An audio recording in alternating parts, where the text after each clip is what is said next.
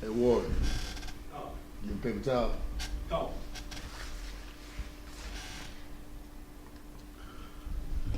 Shalom, Israel. I preach an office of 1,000 times I am, teaching the I.S.U.P.K. Atlanta history class. All right. You got anybody in the conference call? State your name. Shalom. Y'all about shit now. Shop rock the phone. Triple John. What's going on, Ward? I know well. I don't want slaving. Okay. Who else?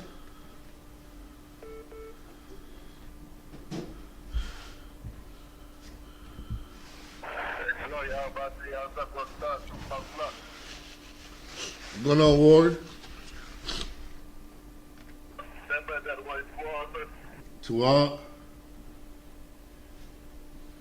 Who else? Who else?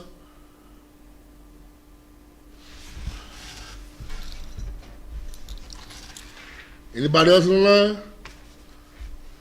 Shalom. Y'all about to see y'all talk about the phone. Tell me how you actually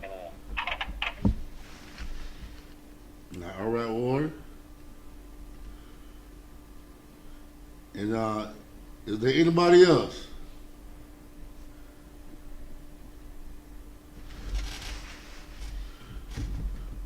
All right. Do anybody got any questions?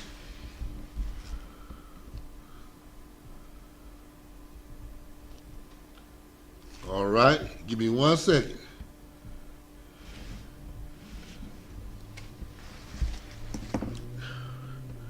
All right.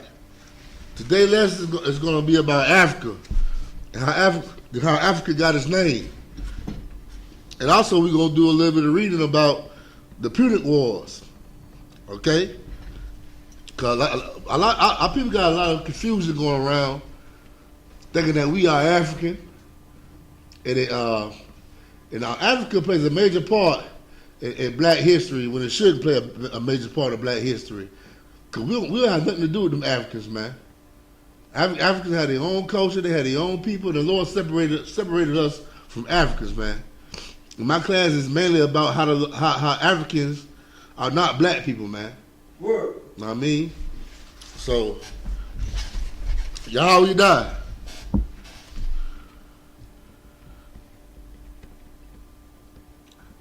Y'all, you die.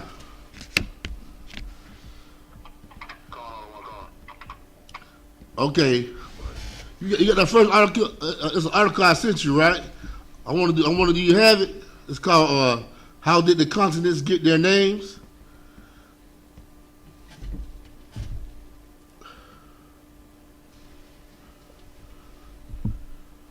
Okay. I want you to skip down where it says North and South America.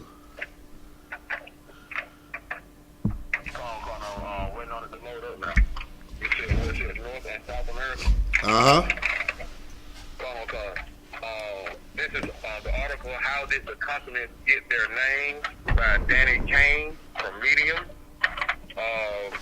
North and South America were commonly referred to as one continent up until World War II. Many geographers also refer to Asia and Europe. Oh, no, read that from the top again where it says North and South America. North and South America were commonly referred to as one continent up until World War II. Okay, so that means there was none in South America or North America in the early 1900s. This all was considered the Americas, man. Read on.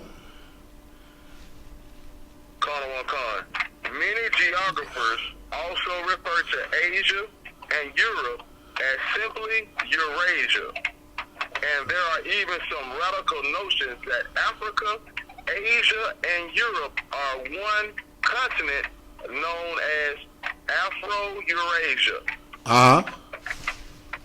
There is no clear answer to the question of what is and isn't a continent. But for this article, we'll consider the 7-continent system: Europe, Asia, Africa, North America, South America, Australia, and Antarctica. Okay. Now we got to ask ourselves, who came up with the 7 continents? I mean, because we know continents is not inside the Bible. So we got to ask ourselves, who came up with this word continents? The white man did, the goddamn devil. So when I people be mentioning the Africa is a continent and this place is a continent, you speaking the white man tongue, man. Because the Lord created different kind of lands. The Lord said, this is the land of Ham, this is the land of Canaan, this is the land of Moab.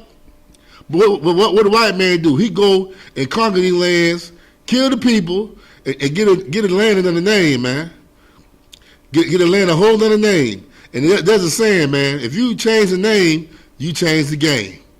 And that's what the white man do, man. That's what he did with us. He put us in slavery, changed our name for Israel, and gave us the name black. And that's why he the devil, man, because he deceives people, man. Word. He deceived people and turn everything that's known to man upside down, man. Everything's a lie when it comes to him, man. All right. So, Yahanna, you die. Skip down to Africa. You'll see Africa when you skip down. All right, read. No continent better exemplifies. Hold on, no, you know what? I'm not gonna read this right here. Okay, what I'm gonna do? I got another article. All right, give me a minute. This article, it says how the continent Africa got its name. Do you have that one?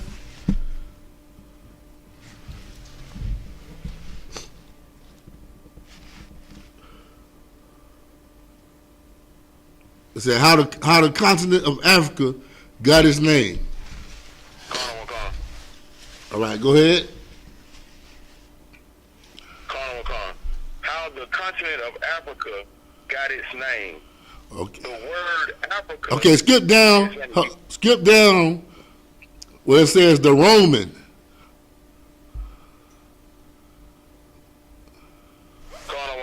Uh-huh. Some believe that the word Africa came from the Romans, who named the land they discovered on the opposite side of the Mediterranean after a Berber tribe living in the Carthage area, now modern-day Tunisia. Modern-day Tunisia. That's the land of Carthage today. Read. Different sources give different versions of the tribe's name, but the most popular is Afri.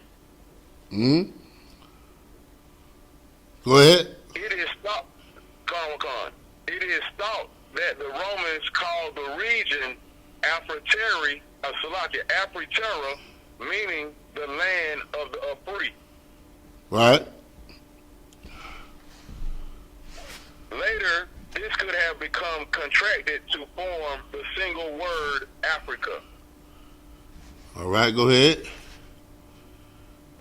Alternatively, some historians suggest that the suffix "ika" could also have been used to mean the land of the Afri, in much the same way that the Celtica, a region of modern-day France, was named after the Celtae, or the Celts that lived there. Huh?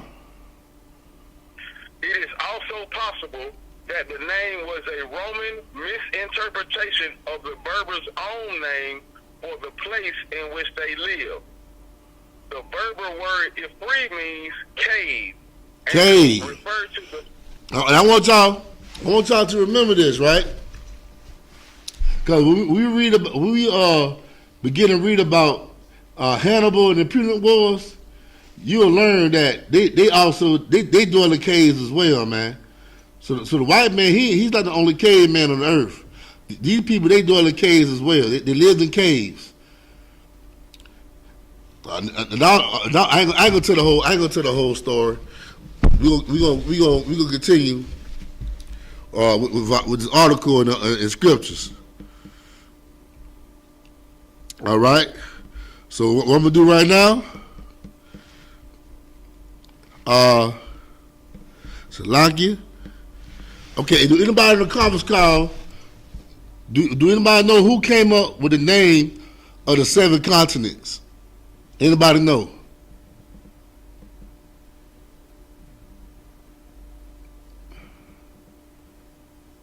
And we teach this in class all the time, man.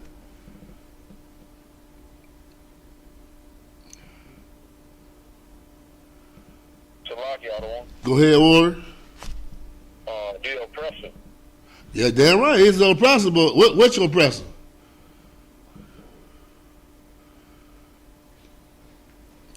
Who's America named after? I gave you the answer. Who is America named after, man? Salakia.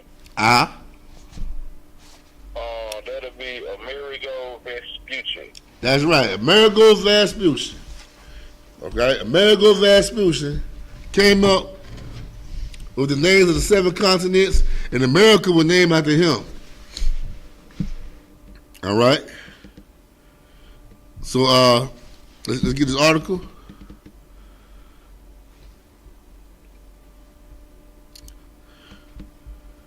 Okay. You got the article I sent you, Yahanna, you there? You sent me about 10 articles. Okay, it's one called Amerigo Vespucci.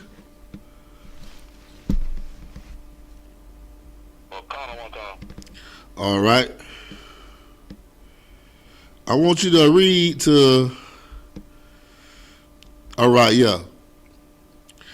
Read to before expiration.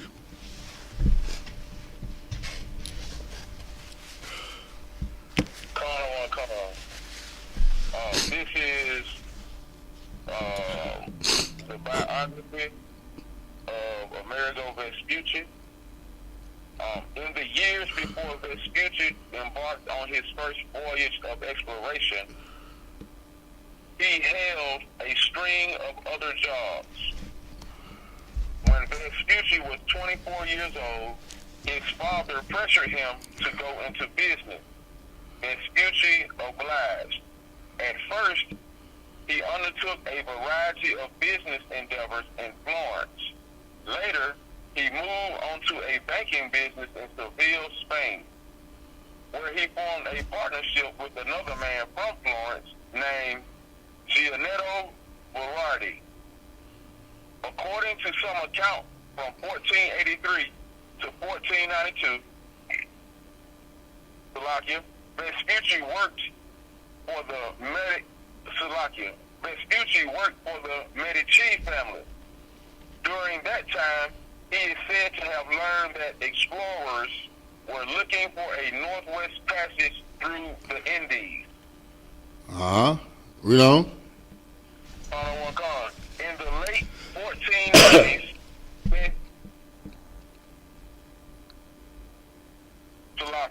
Go ahead.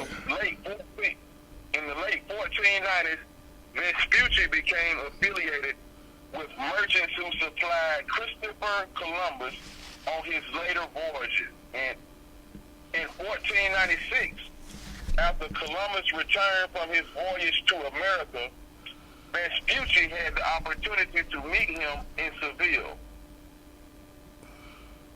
The conversation piqued Vespucci's interest in seeing the world with his own eyes. By the late 1490s, Vespucci's business was struggling to make a profit anyway. Vespucci knew that King Ferdinand and Queen Isabella of Spain these two people, Queen Isabella and King Ferdinand, they the one started the Jewish Inquisition in Europe, getting rid of all the Jews out of Europe, basically all the black people. All right, read on. Were willing to fund subsequent voyages by other explorers. Being in his 40s, Vespucci, enticed by the prospect of fame, decided to leave his business behind and become an explorer before it was too late. All right, read on. According to a letter that Vespucci might or might not have truly written on May 10th, 1497, he embarked on his first journey. Okay, why I need you to go down to where it says on June 10th, 1503.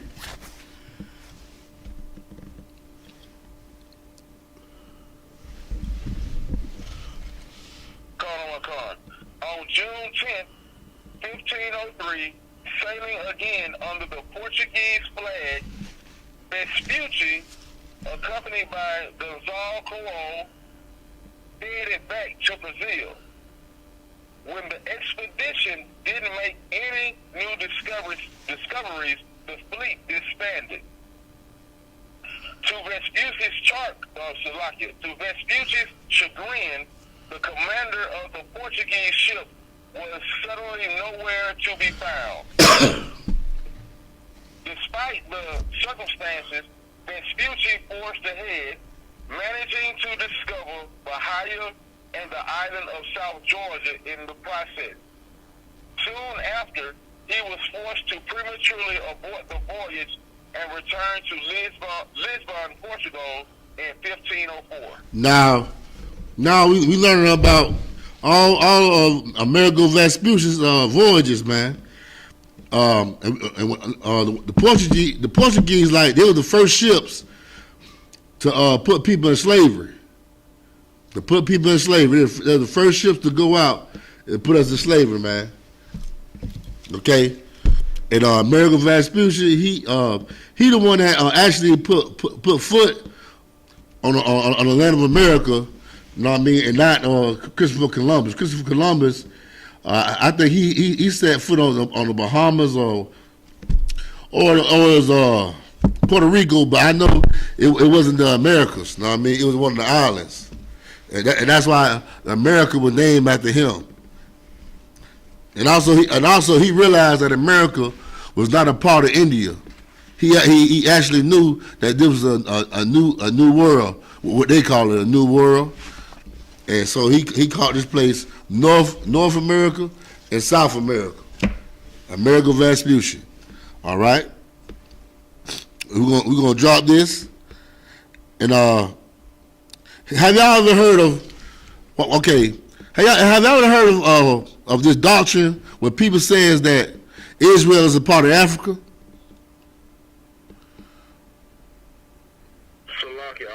Go ahead, Warren. I've heard, fake Israelite groups say that, Israel is a part of the continent of Africa, but when you look at the geographics of it, it's not a part of Africa. It'll be a part of what we call Asia today. That's right. But you know why did they say it? Do you know where they get this idea from? Go ahead. They say it because, they Christian and they want us to be African anyway. They want us to be black Africans so we can give up our heritage, which is our, our non-sexual commandments and the land that the Most High gave us. And also, the theory they're using, I don't know if you ever heard of plate tectonics. Have anybody ever heard of plate tectonics? Okay, this theory that they use has been rejected. Go ahead, Warren. When you're talking about plate tectonics, that's a geography term that talks about the different plates of the earth and the different lands that sit on these plates and how those, and when you get deep into it, those plates shift and all those things would cause earthquakes. But the plates that we call plates or continents, those plates are actually what we would consider like a dinner plate. When you put something on your plate, it stays on that plate. Right. So each plate has its own people. You know what I'm saying? Does that make sense of how I'm saying it? I don't want. Plate tectonics is basically he's saying, okay, you ever heard of Pangea? Salaki out of one. Yeah. Pangea is what they would say when all the continents were one. And That's right. After, That's correct. A certain amount of time that they drifted apart. Salaki. Yeah, that's right. And his theory was that they drifted apart because of plate tectonics. Know what I mean? But his theory got rejected by the white man. Know what I mean? But our people still will try to use this theory, saying that Israel sit on the tectonic plates of Africa. All right. Do you have that article I sent you? I screenshot an article that I sent you Yahanna, if you got it or not. Salaki out of one. Go ahead. You talking about the Alfred Wegener theory? That's his name, Alpha Wegener. That's his name. He's a German devil. All right, go ahead. The main reason that Wegener's hypothesis was not accepted was because he suggested no mechanism for moving the continent. He thought the force of Earth's spin was sufficient to cause continents to move. But geologists knew that rocks are too strong for this to be true. All right, read on. What was the main reason Alfred Wegener's theory of continental drift was initially rejected? The speculation that continents might have drifted was first put forward by Abraham Ortelius in 1596.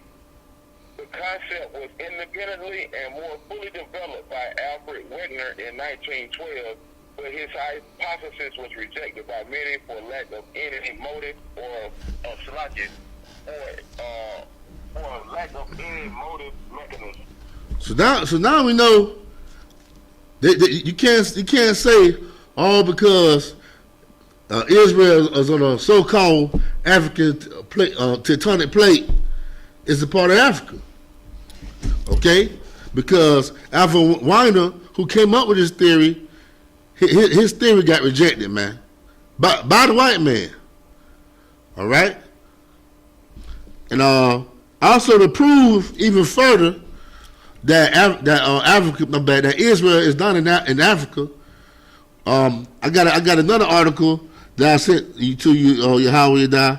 It's about the Sinai Peninsula of Egypt. You read that for me?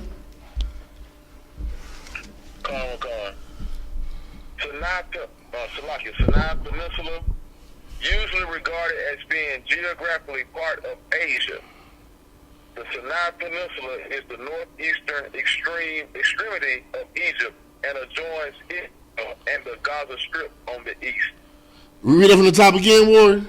Salaki. Sinai Peninsula, usually regarded as being geographically part of Asia. It says that this part of Egypt is part of Asia. All right? So if part of Egypt is Asia, how the hell Israel could be Africa and Egypt is before Israel? Read on. The Sinai Peninsula is the northeastern extremity of Egypt and adjoins Israel and the Gaza Strip on the east. Does Egypt have a part in Asia? Officially known as the Arab Republic of Egypt, Egypt extends from the northwest corner of Africa to the southwest corner of Asia. Given this geographical location, Egypt is considered a transcontinental country. A what? A country that what again? a transcontinental country. Uh-huh.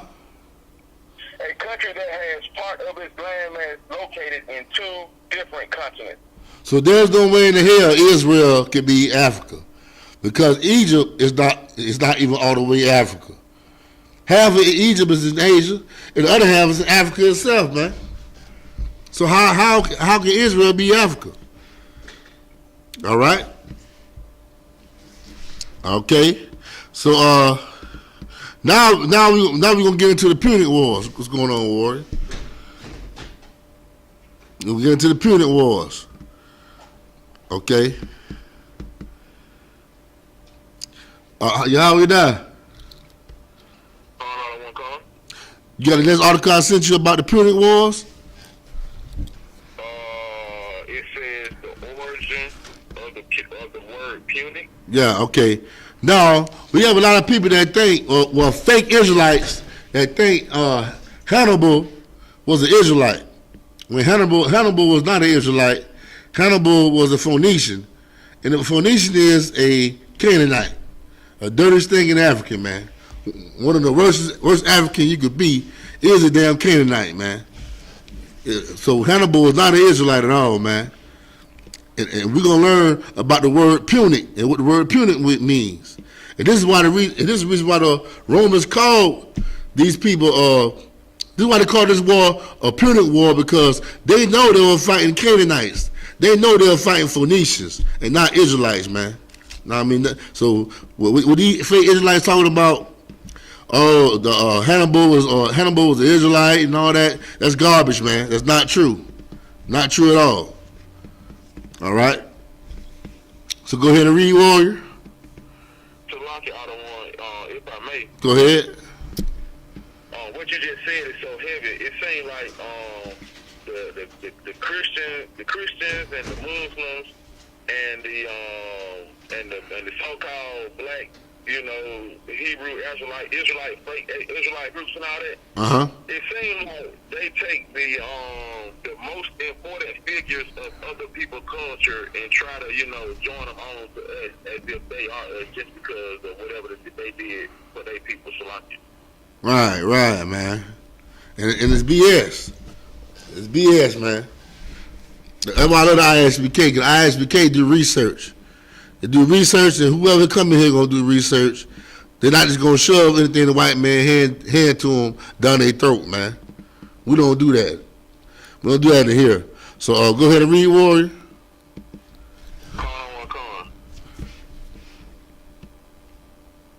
Punic, Salaki, the definition of Punic. First definition, of or relating to Carthage or the Carthaginians. Uh-huh. Second definition, faithless, treacherous. Punic definition of Punic, the Phoenician dialect of ancient Carthage. Uh-huh. Read on.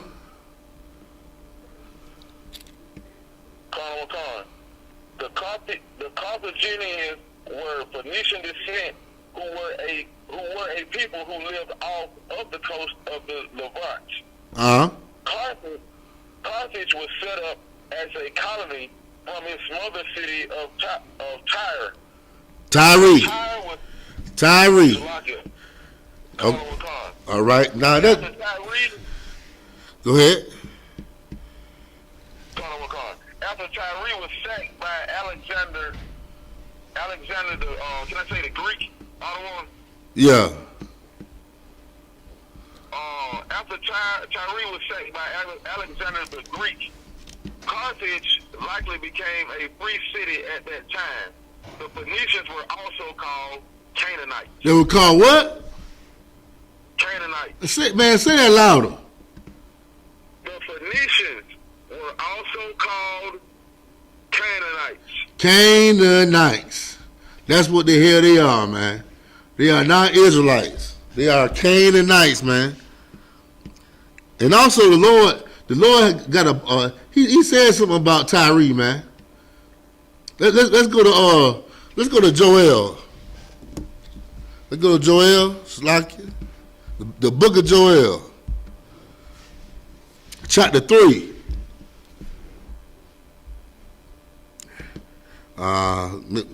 See where I'm going at? Book of Joel, chapter 3, verse. Yeah, let's go to 3 and 3.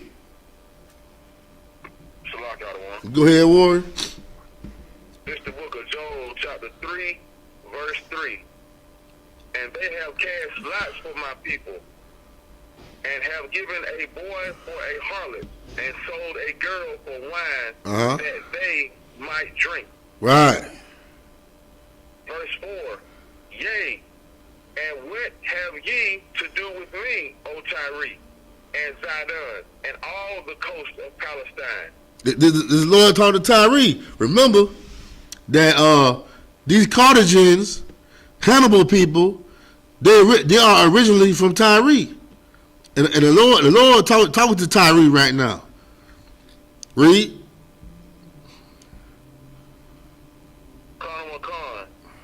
Will ye render me a recompense? And if ye recompense me swiftly and speedily, will I return your recompense upon your own head. Verse 5. Because ye have taken my silver and my gold, and have carried into your temple my goodly, pleasant things. Verse 6. The children also of Judah and the children of Jerusalem have ye sold unto the Grecians. Unto the what? The Grecians. Unto the Grecians, man. And the Lord said He gonna pay them back for that, man. He gonna pay them back for that. Tyre and Zidon, or the Phoenicians, or the Carthagins, they are the enemies of God, man. They are not Israelites at all, man. All right. So this is not black history. This is African history, man. This ain't black history at all, man. In the Punic Wars, what we're gonna read about today, we're gonna read about how Africa got its name, man. All right. So let's go back to the article. The Pashkaya. She's been drink water. Bogus show. All right. Give me 1 minute.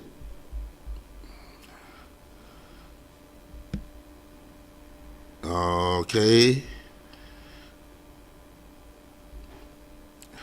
Okay, you got a one. I sent you about the Punic Wars, Warrior. Yahanna.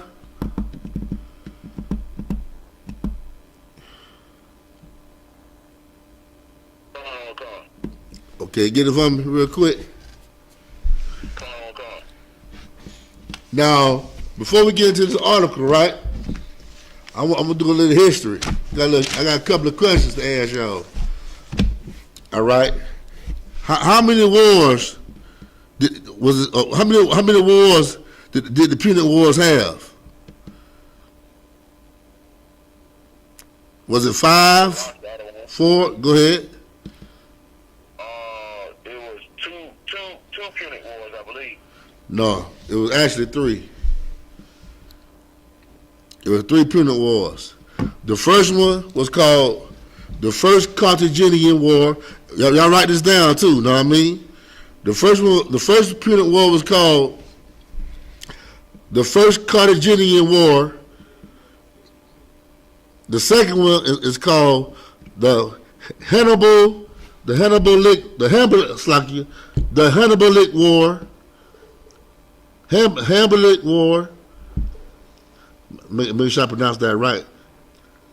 The Hannibalic War. The third one is the Carthaginian War.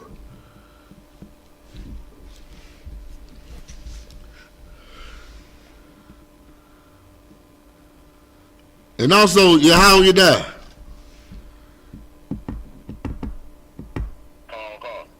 Another question. What famous princess came from Tyre and Zidon? That was inside the Bible. And she was a Phoenician as well. So like, Go ahead. You talking about that white woman that, you know what I'm and Christ for the bread. Oh, not no. We gonna get to her, but this is another one, man.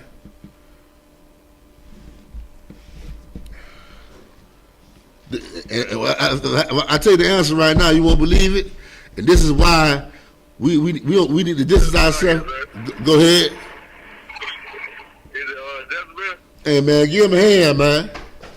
Damn right. Jezebel was a damn Phoenician, man, a damn Canaanite. Her father was the king of the Tyre and Zidon, man, the Zidonites, man. Know what I mean? Go ahead, warrior.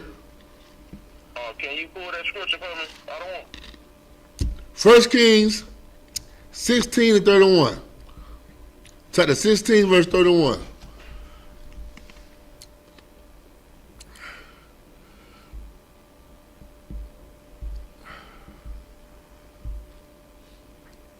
Now, let me catch up with y'all.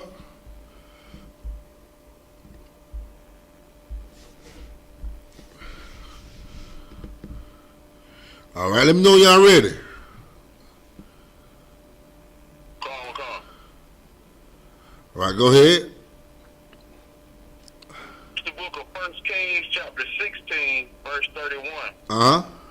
And it came to pass, as if it had been a light thing for him to walk in the sins of Jeroboam, the son of Nebat, that he took to wife Jezebel, the daughter of Isupk,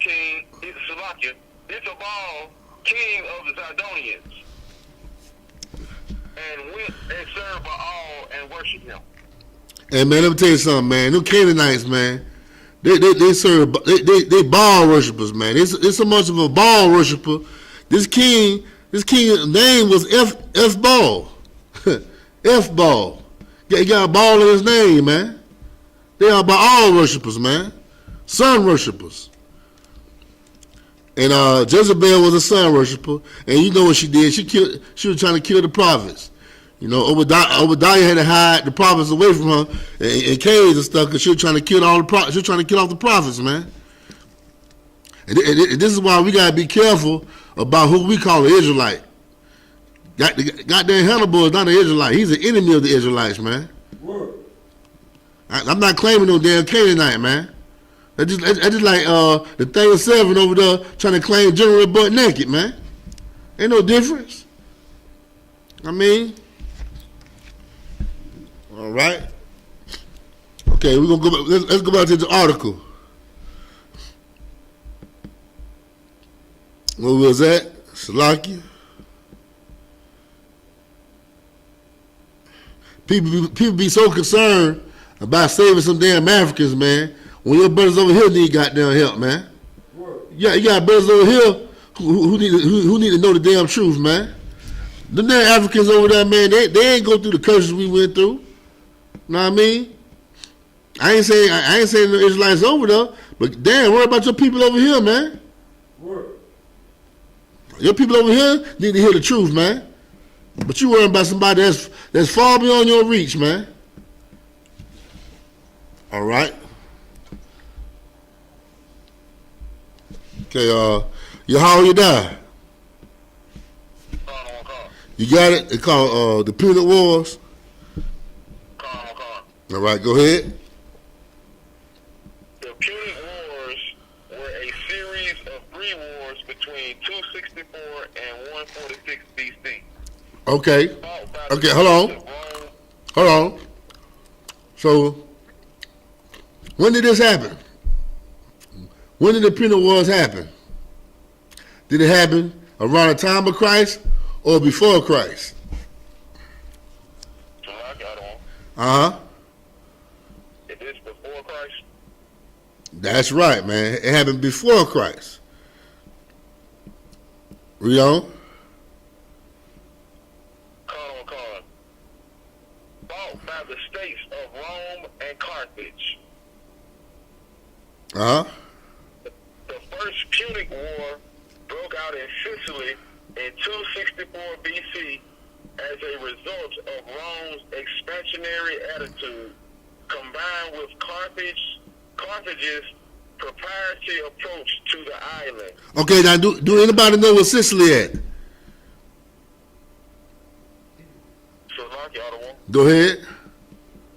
That's an island not too far off the west coast of Italy in the Mediterranean Sea. Slovakia. That's right. Now, these Phoenicians, man, they had control of this land, man, and the white man wanted to expand. So this is how they bump heads, man. They bump heads over land, basically, over territory. All right. Read on.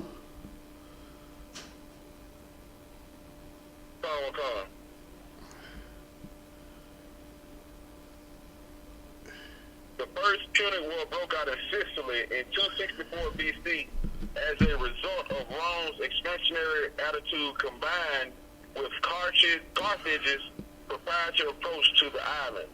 At the start of the war, Carthage was the dominant power of the Western Mediterranean, with an extensive maritime empire, while Rome was a rapidly expanding power in Italy, with a strong army but a weak navy. Now we know that this is around the time when the Roman Empire started to come into power. But right now, Greece was ruling. But this is now when Rome starting to come up and get into power now, man. All right, read on.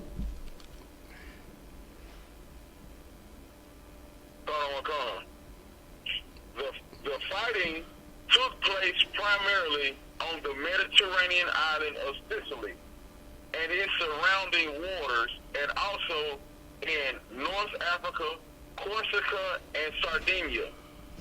It lasted 23 years until 241 BC, when after immense material and human losses on both sides, the Carthaginians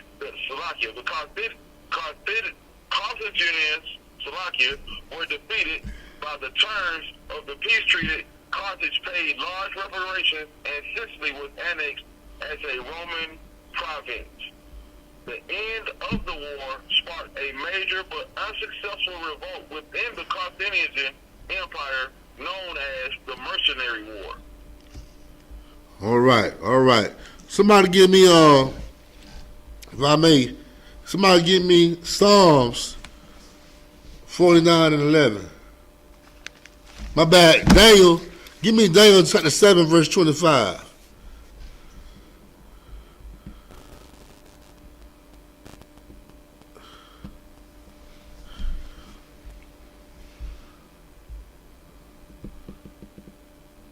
Baba Gashaw. Now we learning that, first of all, Hannibal was not an Israelite. Now we gonna learn that we learned that continents is nowhere in the Bible. And guess what else not in the Bible? Africa. The name Africa not in the damn Bible. Right. Now I mean Africa got their made up name. All right. So let's read Daniel chapter 7 verse 25. This is the book of Daniel chapter 7 verse 25. And he shall speak great words against the Most High, and shall wear out the saints of the Most High. Now this scripture right here, this scripture right here is talking about the white man, man. Know what I mean? How he gonna speak great words against the Most High, and how he should wear out the saints of the Most High. Who are the saints of the Most High, man? I need a precept. Who are the saints of the Most High according to the Bible?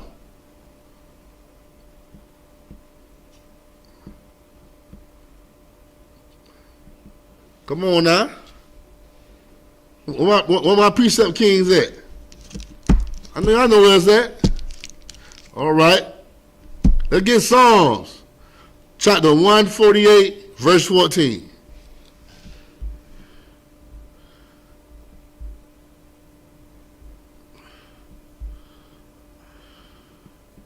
Whoever got it can read.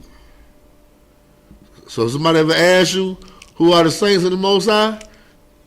This right here is plain. It's a plain black and white. So who got Psalms chapter 148 verse 14? Go ahead. The book of Psalms chapter 148 verse 14. He also exalted the horn of his people, the praise of all his saints, even of the children of Israel, a people near unto him. Praise ye the Most High. Now you know who are the saints of God. You are the saints of God, black man, Hispanic man, Native American Indian man. You are the saints of the Lord, man. All right. Now, let's go back to Daniel 7:25.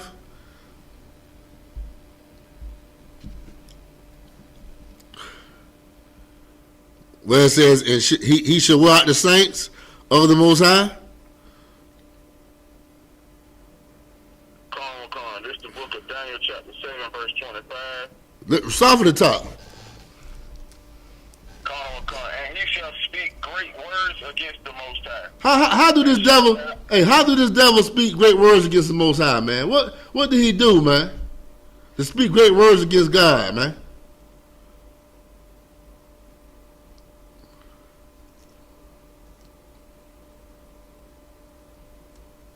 Come on, man. Go ahead, Warren. Saying he can't be defeated. Nah, okay. Okay, when you say great words against somebody, you basically slandering their character. How do the white man slander the character of God, man? Go ahead. He painted a picture of a white man and said that white homosexual in Christ. Okay, that's about Christ. I'm talking about the Most High. How do he slander the Most High? He tell you that God love everybody. Know what I mean? He try to make God. He try to make the character of God look gay, man. God don't love every goddamn body, man. God is a terrible Paul, man. God, he only love the Israelites, man. He try to put God in the box, man. That's a great word against the Most High, saying God love everybody. When in this Bible, he tell you he only love Israel, man. And how do he wear out the saints? How did the white man wear out the saints, man? Go ahead. The transatlantic slave trade, cattle slavery, you know what I'm talking about? Water hoses, dogs, rape, rob, murder, you know what I'm talking about? Slaughter. Damn right. Giving us goddamn Christianity, man. All that, man. That's how you want the saints of the Most High. Read on. Now read on. And shall wear out the saints of the Most High, and think to change times and laws. Now this is deep right here, man.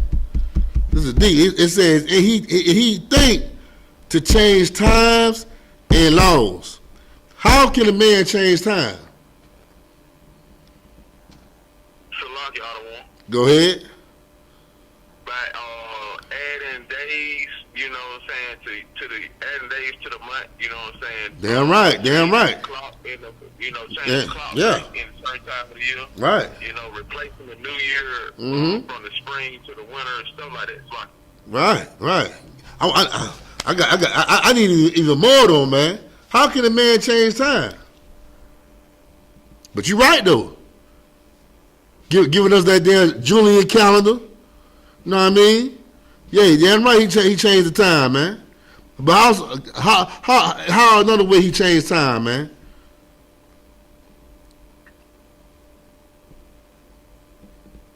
What do white man do with history, man? History is time, right? History is the past, right?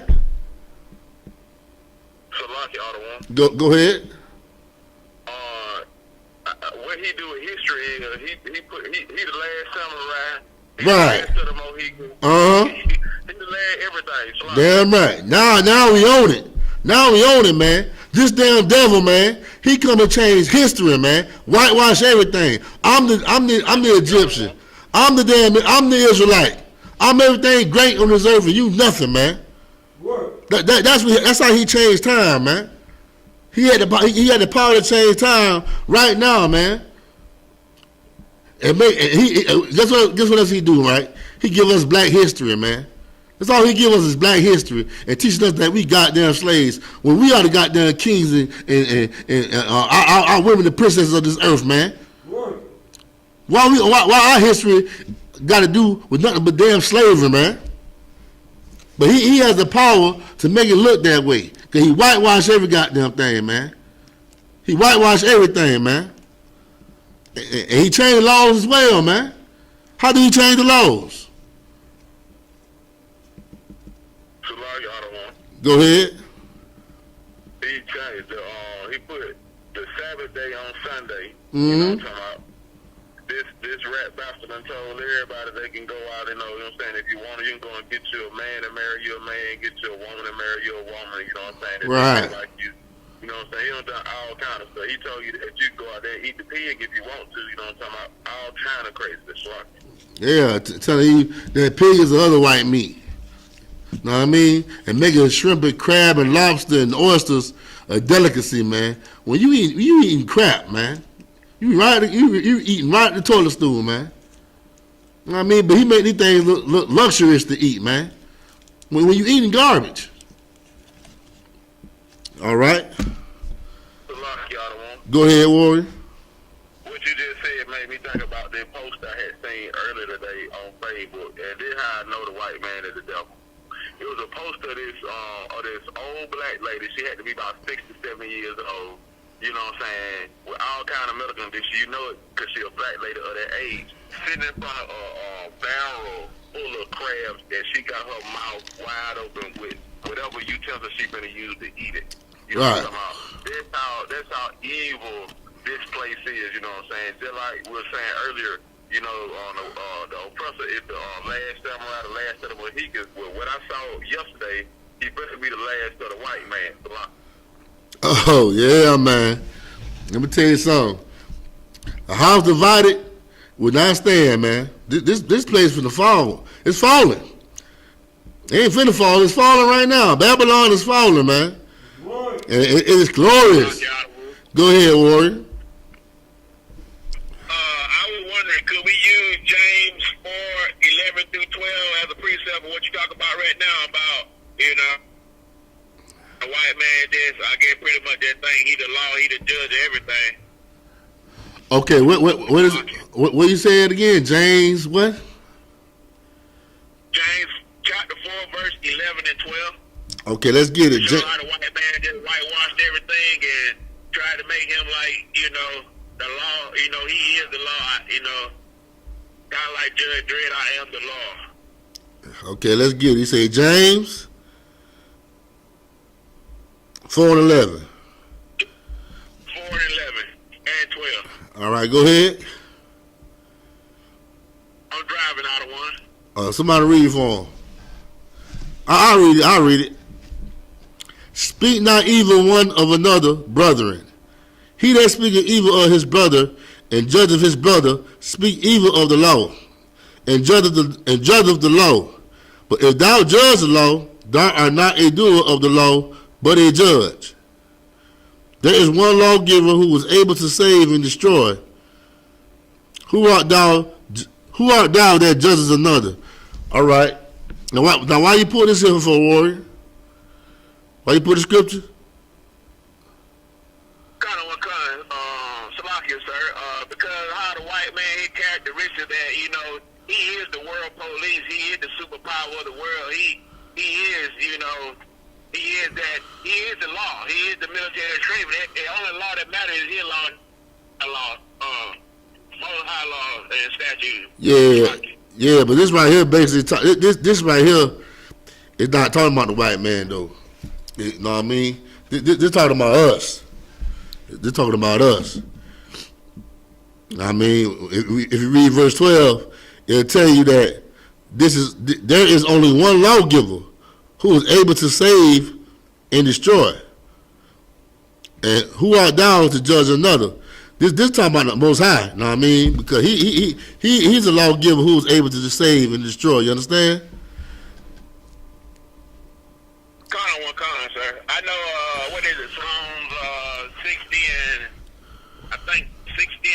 read when it said Judas thy lawgiver, 68. 16. You know, the law was only given to Israel, and I thought that's what the white man was trying to do, imitate, who actually has the law itself. Yeah. Only reason why the white man is able to give out his laws and be over us is because we messed up, man. We messed up, and we're serving other nations, following their gods, and the Lord is punishing us right now by being under these nations, man. You know what I mean? But there's only one lawgiver, truly only one lawgiver, and that's the Most High, man. And He is able to save and to destroy. All right? All right, so where was that? Okay, let me get this article again. Slaki. Okay, right. Give me 1 minute. Okay, how you die? Okay, remember we were reading the Punic Wars, right? What did we leave off at? We finished the first. We got to the last sentence, and then we're going into the second Punic War. All right, go ahead. Cause I need y'all to know the full history about the Punic Wars, man. So you will know that where Africa got its name from, it came from the Romans, man. Okay. Even the word free is a Latin name, man. It come in Latin is what the Romans spoke.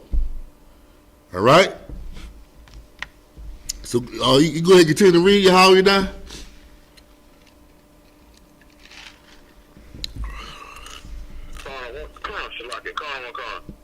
The Second Punic War began in 218 BC and witnessed Hannibal's crossing of the Alps and invasion of mainland Italy. This expedition enjoyed considerable early success, but after 14 years, the survivors withdrew. There was also extensive fighting in Iberia, modern Spain and Portugal, on Sicily, on Sardinia, and in North Africa. Right. The successful Roman invasion of the Carthaginian homeland in Africa in 204 BC led to Hannibal's recall. He was defeated in the Battle of Zama in 202 BC, and Carthage sued for peace. A treaty was agreed in 201 BC which stripped Carthage of its overseas territories. Now you know. I don't care who you are. You don't make a treaty with the white man, because you know the white man he break treaties. He don't know how to keep treaties. He's the devil that the Bible speaks of. He gonna break your treaty, and he gonna destroy you just because you made a treaty with him. You know what I mean? You better just keep fighting the white man. Don't make no treaty with him. You better go ahead and die like a soldier, than to make a treaty with the white man and to suffer and have your children suffering. You know what I mean? All right, go ahead.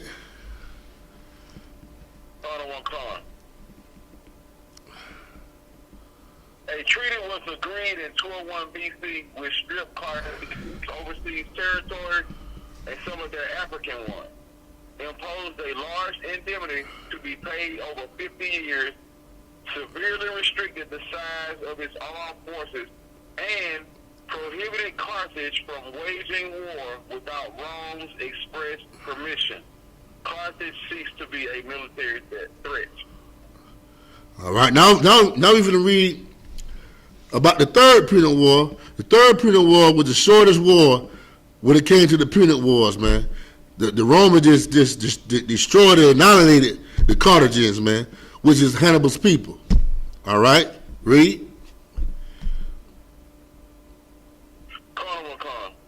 Rome contrived a justification to declare war on Carthage again in 149 BC in the Third Punic War. This conflict was fought entirely on Carthage's territory in what is now Tunisia, and largely centered around the siege of Carthage.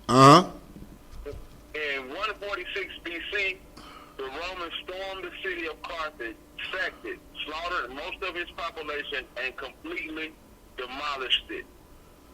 Damn. Go ahead.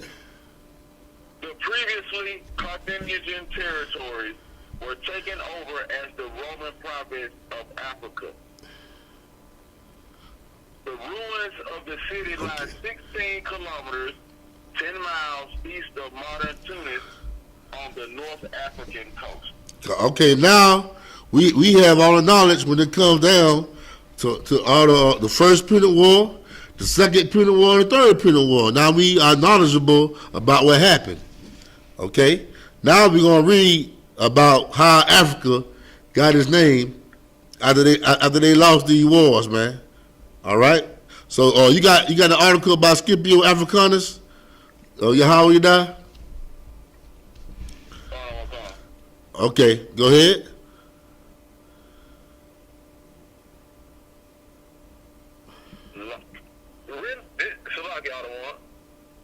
You gotta excuse me, Baba Shaw, on saying this man's name. I hope I destroy it.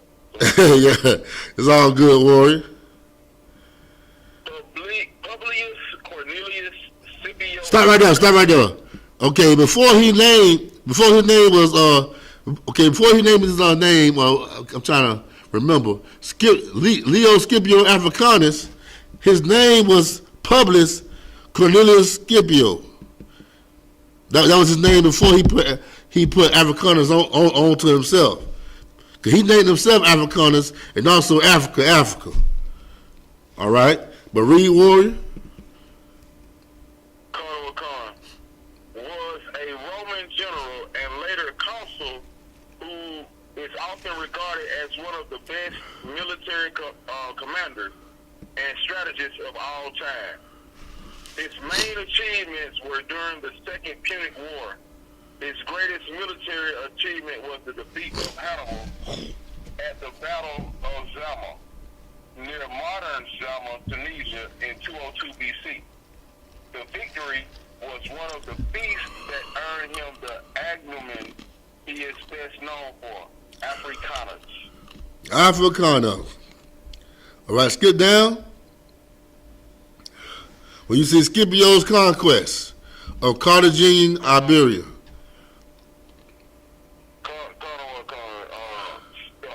Scipio's conquest of Carthaginian Iberia culminated in the Battle of I.S.U.P.K near Alcalá del Rio, Spain, in 206 BC against Hannibal's brother Mago Barca. Although considered a hero by the Roman people, primarily for his victories against Carthage, Africanus had many opponents, especially Cato the Elder, who hated him deeply. In 187 BC, he was tried in a show trial alongside his brother for bribes they supposedly received from King Antiochus III during the Roman-Seleucid War. Okay, now, who remember King Antiochus, man? Go ahead. Ain't that the same King Antiochus that killed the 7 brothers and the mama? Yeah. But this is third. He probably King Antiochus' grandchild. You know what I mean? This is third.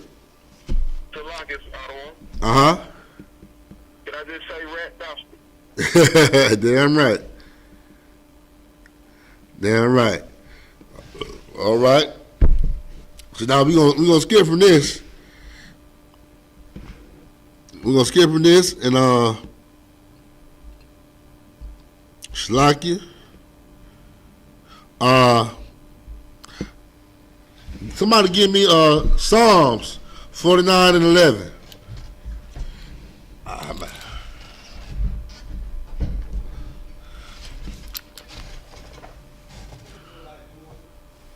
Psalms 49:11.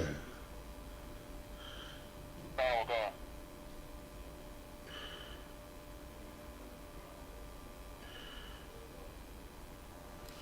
Let me know you got it. Oh, God. Oh, you got it? Oh, God. Go ahead. This is the book of Psalms, chapter 49, verse 11. Their inward thought is that their house shall continue forever. Okay.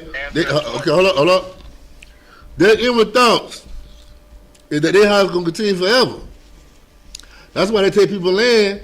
They take people land and get a land their name. They get a land their names, man. Because they think their house is going to last forever, man. I mean, the white man, he's a bold beast, man. The white man, he's a beast that'll go out in outer space and put a flag in the moon, man, and try to claim the goddamn moon.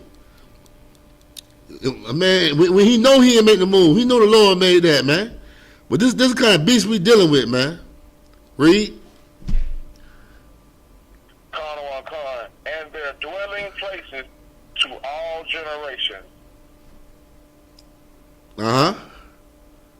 That's They it. call their land. Go ahead. They call their land after their own names. And that's how you know Africa it also is named after Leo Scipio Africanus, man. Because the earth was given into the hand of the wicked, man. Now I mean, not just America, this whole earth was given into the hand of the wicked. So guess what? The white man owned Africa too. And he named Africa, man. After he defeated Hannibal Bakar, what was his name? Bakar, how you pronounce it, Yahanna? Slakia.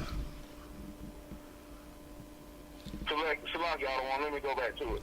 That nigga's Bakar, whatever damn African name he got, the last name. But yeah, that what he do, man. He come over here to America, and then this place America, man. He go everywhere and put his stamp on the land with his name, man. That's what the white man does, man. All right. A warrior. Oh, I'm gonna get that door. All right. Somebody give me Mark, chapter 7, verse 7.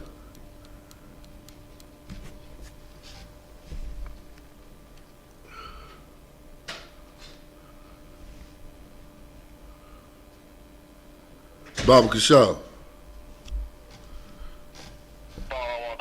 Go ahead. The book of Mark, chapter 7, verse 7. Howbeit in vain do they worship me,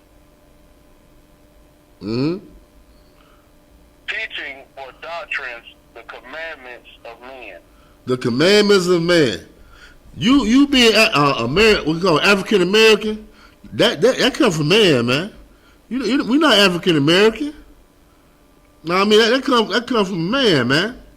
How can you come from two damn white people, man?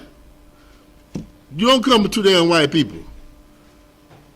Okay?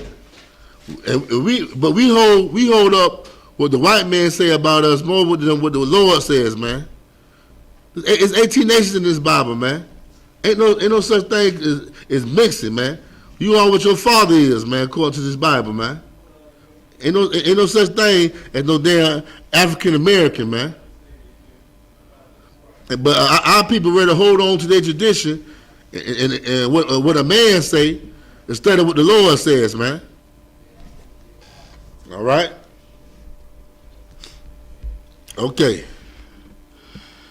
So let's Yahanna.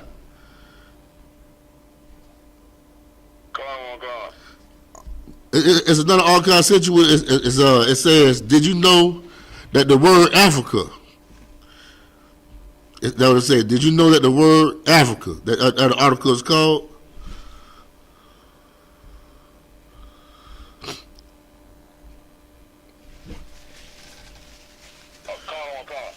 Read that for me. Waiting on it to load. Uh-huh.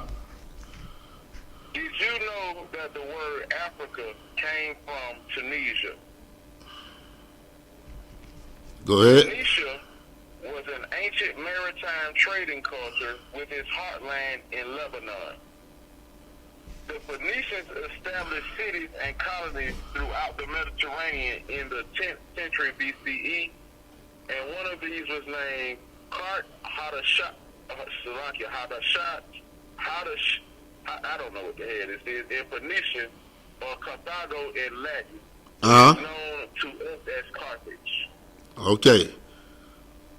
Now, right here, it's saying that the word Africa comes from Tunisia, which is correct because the Romans named a certain tribe in the land of Carthage a free, which later on they took the land of Africa and named after the free tribe, and they call it Africa. Okay, read on. The Carthaginians were great traders and merchants, but they were also ruthless rulers who oppressed the indigenous Berber peoples around them. Carthage fought many wars with the Greeks and Romans and was finally completely destroyed by the Romans in 146 BCE and then ceremonially cursed. Okay, and how we know, according to the Bible, that the Phoenicians or the Carthaginians fought the Greeks?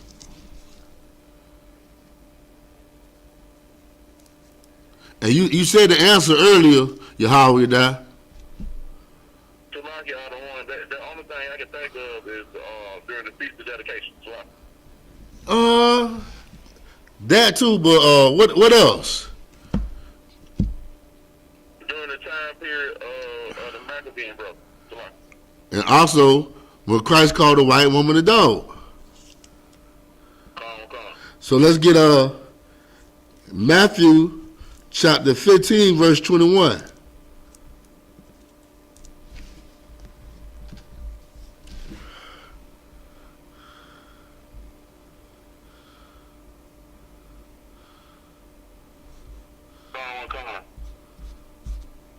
All right.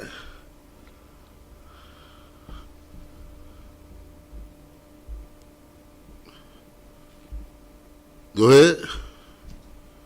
It's the book of Matthew, chapter 15, verse 21. Then Yahushua went thence and departed into the coast of Tyre and Sidon. Now remember, we've been reading about Tyre and Sidon all day. I even showed you where Jezebel come from. Tyre and Sidon. And the land of Carthage is a city that's a branch from the land of Tyre and Sidon, man. Read on. Verse 22, and behold, a woman of Canaan came out of the same coast, and cried unto him, saying, Have mercy on me, O Lord, thou son of David. My daughter is grievously vexed with a devil. All right, now drop that. Now it says this woman came out of the land of Canaan, right? Now we might think this woman is just a regular Canaanite. Let's go to Mark 7 and 26.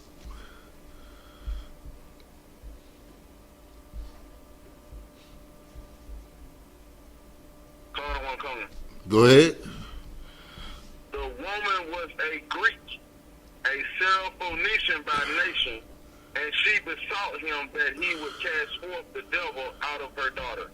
Now, why she was called a Syrophoenician? What is a Syrophoenician?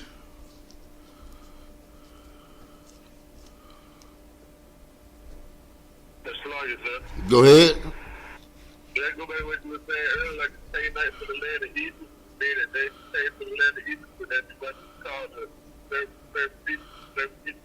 like. I can't hardly hear you. What you say again, Warren? Because that's like, if I could, that go back to like when you were saying about them being Canaanites and Canaanites from the land of Egypt, and I know like how you know what I'm saying, the Edomites took over in the land of Egypt, so she come from the land of Egypt, which make her like a Syrophoenician. Now let's get First Maccabees 1:1. Let's go there. First Maccabees 1:1.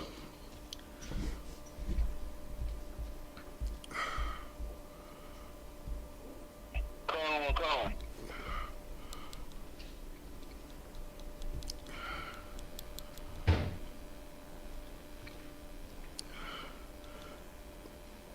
Let me know you got it.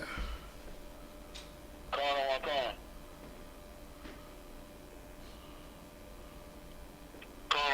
Go ahead. This is the book of First Maccabees, chapter 1, verse 1. Uh-huh. And it happened after that, Alexander, son of Philip, the Macedonian, who came out of the land of Kittim, and smitten there of the Persians and Medes, that he resigned in his stead the first over Greece. Go ahead. Verse 2. And made many wars and won many strongholds and slew the kings of the earth. He slew the kings of the earth, man. And guess what? He slew Tyrene and Zidon as well, man. And that's where you get Syrophoenician. Syrophoenician is a Greek that's in the land of a Greek that's in the land of the Phoenicians, man. And this white woman was a white woman in the land of the Phoenicians. So that's why she was called Syrophoenician. She came from Alexander, the Greek people, and this is why she was Syrophoenician. Because Alexander the Great, when he ruled, he basically killed all the kings of the earth, man. He took over the whole earth, man. All right. So let's drop that.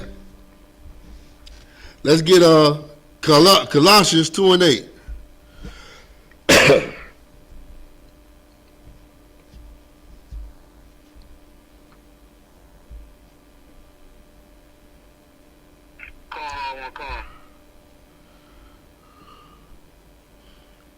Okay, hold on, give me a minute.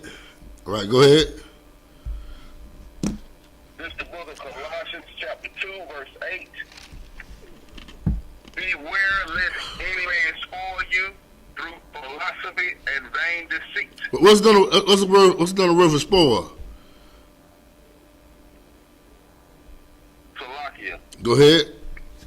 Destroy. Destroy you, man. That's right. Beware lest any man destroy you through philosophy, man, and vain deceit. What could be another terminology for philosophy? Salakia, Go ahead. doctrine or teaching. Salakia. Of men. That's right. Doctrine and teaching of men. How another man feel things supposed to be and the way things should go. When the Lord said different. And the Lord said this will destroy you, man. So you better be careful. But our people don't be careful, man. Our people pick up any other book and pick up any other religion and will follow that culture and follow that religion and ignore the Bible, when that Bible was made for them. Know what I mean? But they do everything, they worship any other God under the sun wholeheartedly besides the God they belong to, man. And it's a sad thing, man. Our people go out there and die for Allah, but what about our God Yahanna, man? Know what I mean? And guess what? Allah ain't got nothing to do with black people. Allah's the goddamn God of Arabs, man. Word. Well, what do Allah got to do with you, man? Allah put black people in slavery too. Our people don't know that them damn Arabs had us in slavery longer than the white man did, man. It's called the sub-Saharan slave trade, man. They had us in slavery. Go ahead, Warren. It's so heavy that you bring that point out that, you know what I'm saying, it been brought out here in the last few months that the Arab country still got, descendants of that slave trade still in slavery or some type of bondage in their country, Salakia. Right, man. And man, I'm talking about they did some horrible things to us with in slavery with them, man. They castrated every male, man. They cut off his nuts, man. To make sure you don't sleep with they ugly women. Word. Sure, man. You see some of the Arab women, man. They take that scarf off, man. They look ugly as hell, man. They need to keep that scarf on. Know what I mean? Yeah, man. Don't want your damn woman. Yeah, man. But the Bible say right here, man, you gotta be careful, man. Like goddamn Farrakhan and Malcolm X and Elijah Muhammad. Why they ain't teach people about the slavery that black people went through during the sub-Saharan slave trade, man? Know what I mean? Why they ain't tell black people that? And the whole time, if you want to do some real research about goddamn Islam comes from a goddamn white man. They Fraud Muhammad, man. Fraud Muhammad, he taught Elijah Muhammad Islam. But he called a white man the devil, but your teacher is the devil. And anybody on this earth can't tell that Islam comes from the devil, they crazy, man. Cause Islam, they don't even obey their own book. They don't even obey the Quran. The Quran tell you that you should follow the Israelites, man. Know what I mean? That you should read the first 5 books of the Bible. But they don't do that. Man, let me tell you something. When I studied Philadelphia, man, them Muslims, man, they backwards, man. They won't eat no pork.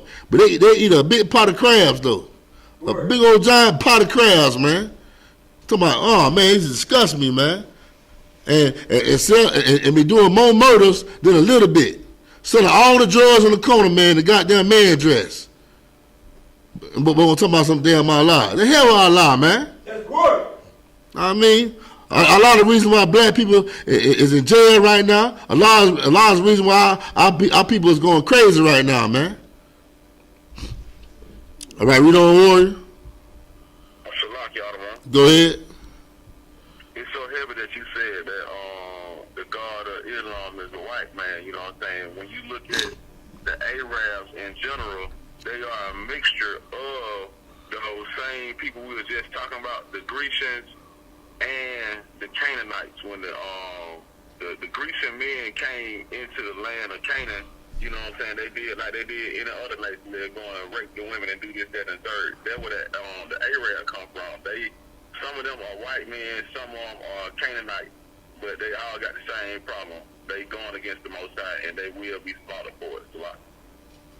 All right. Hey, man, let me tell you something. I don't care what they mess with. When Christ come back, boy, I'm going to beat all they back in. That's what. Every last one of them going to get it, man. Hey, I can't stand them Arabs, man. Like, I can't stand the Arabs, man. The Arabs, boy, they them East Indians, but look at here. If you have to work for them, they're the worst people to work for, man. That's what. They don't like paying Negroes. Know what I mean? I can't stand them people, man. I mean, I was working the world, man. If I say East Indian, man, I be want to turn back around, man. I ain't got time for this.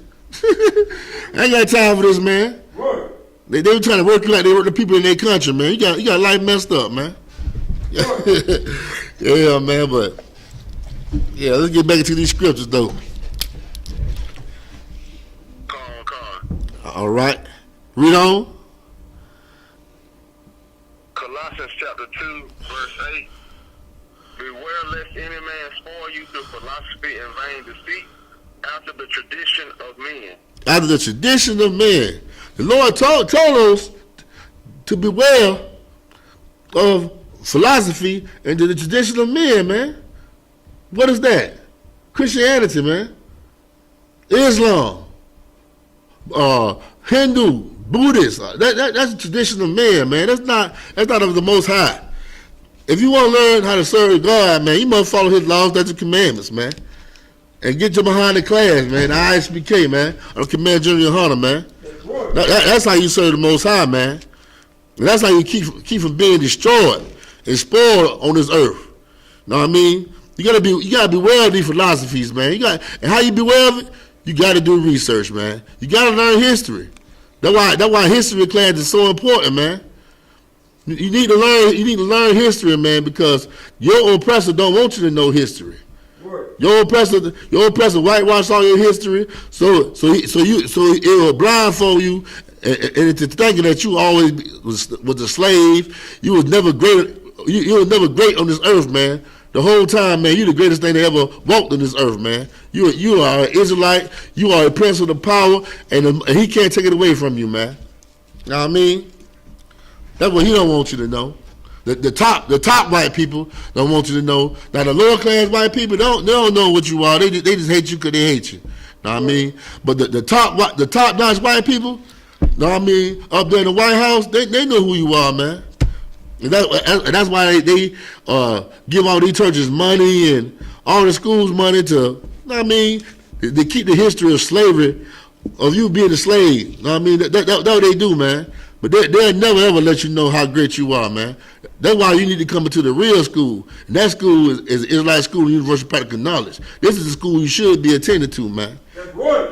And bring your kids to learn history, man.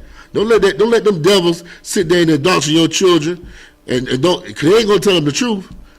Know what I mean? Let your kids go to school, man, but also bring them to school here so they know who they're dealing with, man. Right. They know who their enemy is. All right, read on. After the rudiments of the world and not after Christ. What's the rudiments of the world? Go ahead. New Year's, Valentine's, St. Patrick's Day, Easter, Labor Day, 4th of July, Memorial Day, Halloween, Thanksgiving, Christmas, everything that goes against the Most High. Yeah, basically the foundation. Rudiments mean the foundation. Let's look it up to make sure. If I'm mistaken, rudiments means foundation. But let's look it up. Rudiment. I might could be wrong.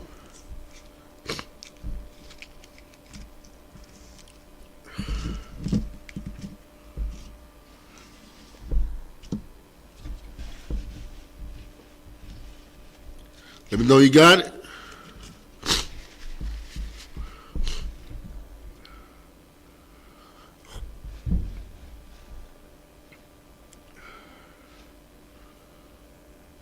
Anybody got a definition?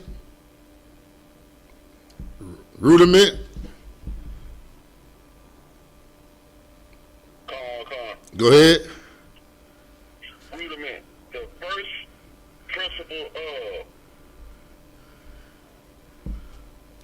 That's all? The first principle of a subject. That's the first definition.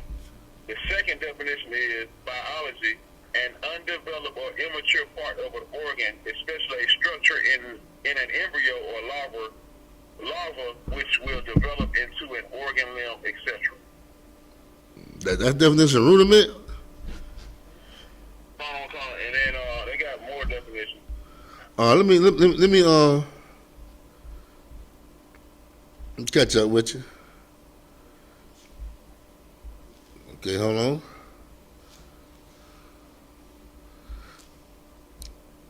But for time's sakes, I mean, it's basically like the foundation, man. the foundation of this world. What you said earlier, Yahanna, you know, like Thanksgiving and stuff. Thanksgiving is the foundation of this world. Know what I mean? Because this is that's how the white man came and destroyed America. Know what I mean? He came over here. He lied to the Indians, talking about he want to be at peace, and then they turn around and killed them, man. Know what I mean? Start slaughtering him and stuff. Know what I mean? Yeah, and we follow those rudiments, man.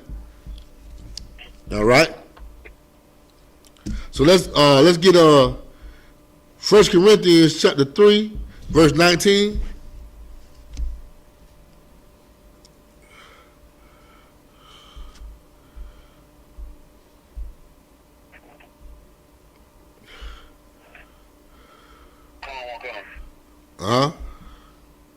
It's the book of 1 Corinthians chapter 3, verse 19. For the wisdom of this world is foolishness with God, or with the Most High, for it is written. Go ahead. Verse. No, you want to finish reading it. He taketh the wise in their own craftiness. The Lord say, for the wisdom of this world is foolishness with God, man. Because the wisdom of this world is based on lies, man.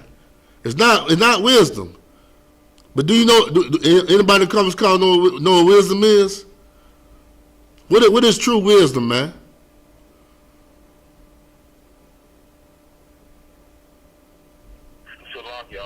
Go ahead. True wisdom is follow the laws, statutes, and commandments of the Most High. That is wisdom, man. But the wisdom of this earth is basically going against God, man. Going against God. The wisdom of this earth tell us that we come from goddamn monkeys, man. The wisdom of this earth said it was a Big Bang theory. Know what I mean? The wisdom of this earth is totally all garbage, man. Know what I mean?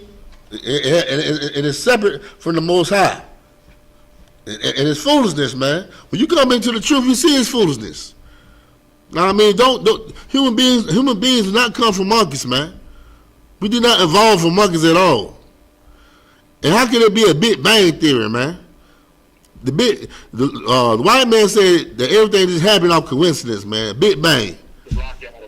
Go ahead, warrior. The precept for the law, statutes, and commandment being our wisdom is Deuteronomy chapter 4, verse 6. That's correct, warrior. Damn right. All right. Our wisdom is the law, statutes, and commandments of God. And that wisdom we supposed to show forth, you know what I mean, upon the nations, man. And they supposed to look at us like, damn, that's a wise and understanding people. You know what I mean? But instead, we following these nations that's idiots, man. Talking about this everything just happened off coincidence, man. Let me tell you something, man. How the sun and the moon and the earth orbit around each other, man. You can't tell somebody is in charge. How the earth is set far away from the sun where we don't get burnt up. You can't tell somebody's in charge, man. How the Lord hold back the oceans, man. Know what I mean? How the Lord hold back the rain. Somebody's in charge, man. Somebody's in charge, man. Somebody had to do this, man. Even when it comes to human beings, how we talk and the way we think, there is a creator, man. This thing happened off coincidence. All right. Somebody give me Ecclesiastes 12 and 12.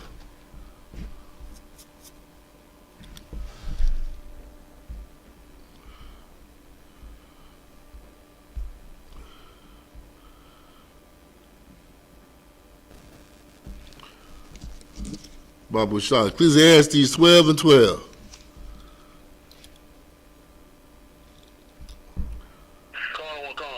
Go ahead. This is the book of Ecclesiastes, chapter 12, verse 12. And further, by these, my son, be admonished of making many books. There is no end. And much study is a weariness of the flesh. And that's what's going on with our people that's in love with Africa, man. What they call it? What they call them people? Pan-Africans. Yeah, they in so much love with Africa. They go over there and read the Book of the Dead. They go over there trying to be African, putting on dashikis, man. They read all kind of books. Know what I mean? But they won't come and read the Book of the Lord, man. That's the book they need to read. But they're hardest to be a goddamn African, man. Know what I mean? You got a lot of them women that believe they Africans so bad. They say what's that little new religion they came out with talking about the black woman is God? Nah, man, let me tell you something. Go ahead, warrior. What you said is so heavy, you know what I'm saying? And it show you how much poison is in Christianity and in fake Israelite groups and in Islam. Because every 5 years or so, black women find some new gimmick to grasp on and grab a hold to based on the fact of some lustful man telling them something that they want to hear. Right. The same that happened in Islam, Christianity, and this blackity black African movement. You know what I'm talking about? Whenever they can find a way to make that black woman feel some type of way, they know they can get in her pocket. So everything they do is to, it's a pimp move. Right. Everything, since I come into the understanding of the truth under Commander General Yahanna, I see things so much clearly now. You know what I'm saying? When Christ said he healed the blind and he gave the power for men to do the same, Commander General Yahanna fact, I ain't never seen it. He made me see clearly. And in my new sight, everything I see is a pimp move. From the government to the church to the mosque, all of it is a pimp move. And they play on the woman's vulnerabilities by her being a weaker vessel to trick her to make her believe that she African or she Muslim or she did that in the third, so that he can get in her pocket and then also try to get in her legs. You know what I'm talking about? Right, man. Let me tell you something, man. It will come to a time where our women gonna need strong black men, man. Instead of the effeminate Christians and the effeminate Muslims, man. Know what I mean? They're gonna need strong black men in the truth, man. And that day coming. I think that day already here, man. You ask me. Know what I mean? Yeah, that time is there, man. Let me tell you something. That same guy, what's his name? Polite. His name Polite. This same dude who pushes the black woman is God. He date white women. Right. He date white women. But the black woman is God. If the black woman is God, why in the hell are you dating white women? Go ahead. Once again, and go back to that pimp move. You know what I'm saying? A pimp, he gonna say whatever it takes to get that dollar bill. You know what I'm saying? So whatever he got to use, whatever he got to say to get it, he gonna say that. And that's why a lot of the black women fall victim to men like that, because they don't have that strong man, that strong righteous man in the house to tell them, like, look, you not God.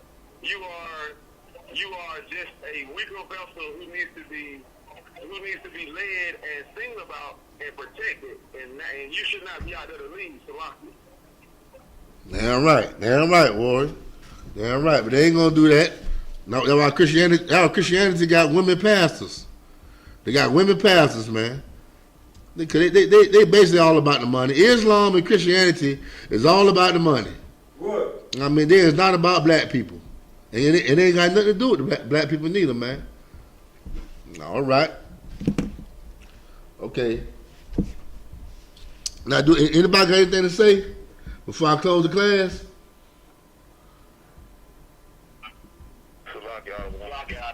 Go ahead, Warren. it's super good, Sean.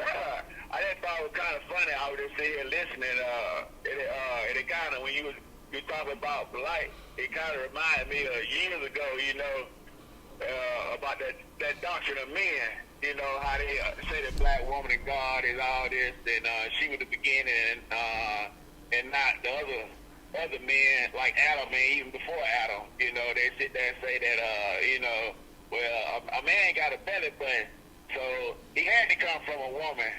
But then you turn around afterward, did the woman got a belly button? They be like,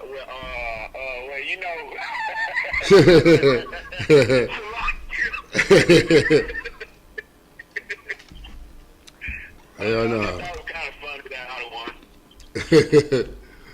Yeah. Go ahead.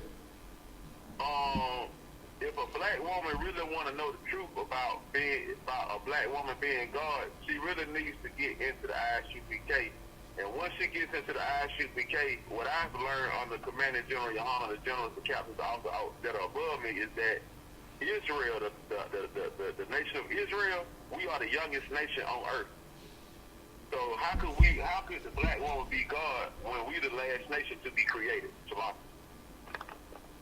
All right. And, let me tell you something, man. The black woman is God, man. What the hell she doing to slavery? Goddamn it. Hey, goddamn, but she God, but she damn sure done work her ass off for the white man. Know what I mean, and scorns her brothers. Goddamn, man. Damn, black woman to God. That's a foolish That's a foolish doctrine, man. A foolish doctrine, man. If a black woman can't tell she getting pimped, I don't know what else to say. Hey. But with that, if anybody got anything else to say, I'm going to go ahead and end the class a little early. All right? So I'm going to get a class of preaching officer of 50, the Pashkaya.